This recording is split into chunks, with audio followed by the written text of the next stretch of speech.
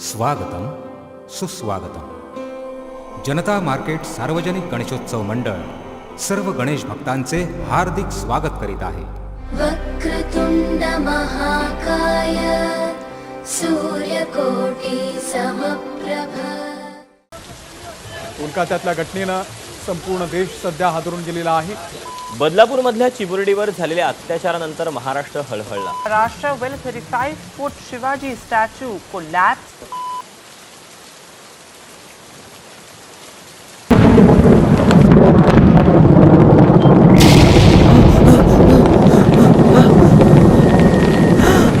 राजे, मुजरा राजे.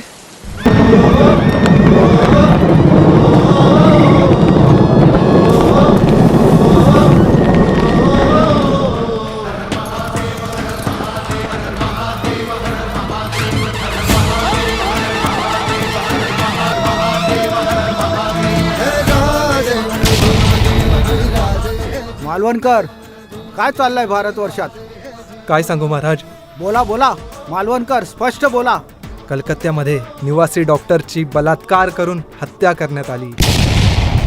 बदलापुरात 2 चिमुरड्या मुलींवरती त्यांच्या शाळेतल्या एका सफाई कर्मचाऱ्याने अत्याचार केले. जगदंब जगदंब. ज्या कलकत्त्यात स्त्रीला देवी म्हणून पूजलं जातं, त्याच ठिकाणी स्त्रीच्या अब्रूचे लक्तरे काढले जात आहेत. कधी कधी वाटतं भारतात कोणत्याच वयाची स्त्री सुरक्षित नाही. राजे, तुमच्या काळात परस्त्रीही सुरक्षित होती.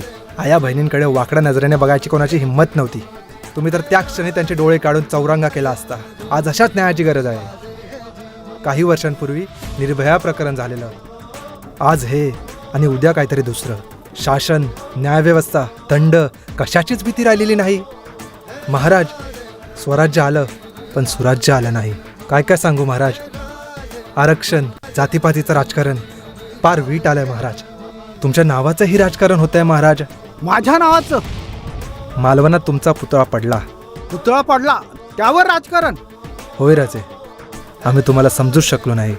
राजे, तुम्ही राजकोट, सर्जेकोट, सिंधुदुर्ग का बांधलेत? तुम्हाला जंजिरात स्वराज्यात आणायचा होता ना, आणि स्वराज्य सुरक्षित ठेवण्यासाठी तुम्ही अभेद्य किल्ले बांधले. पण आजच्या राज्यकर्त्यांमध्ये ही दूरदृष्टी नाही. आजच्या राज्यकर्त्यांना प्रश्न सोडवायचे नाहीत, तर प्रश्नांची गुंगडी भिजत ठेवायची आहे आणि तुमच्या नावाचे राजकारण करायचे आहे. राज्यकर्त्यांवर सर्व आरोप लावून मोकळे झालात. तुमची काहीच जबाबदारी नाही का? प्रत्येक पिढी एक वर्तमान जगते आणि येणाऱ्या पिढीला इतिहास देऊन जाते. तुम्हाला न्याय हवा आहे ना? त्या डॉक्टरला आणि बदलापूरच्या चिमुरड्या मुलींना प्रजा म्हणून तुमच्याही काही जबाबदाऱ्या आहेत. मग तुम्ही उठाव करा, बदल घडवा.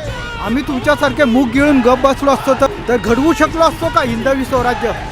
मग उठा, घडवा एक सुंदर आणि आदर्श पिढी, जी पुन्हा एकदा स्वराज्यात सुराज्य घेऊन येईल.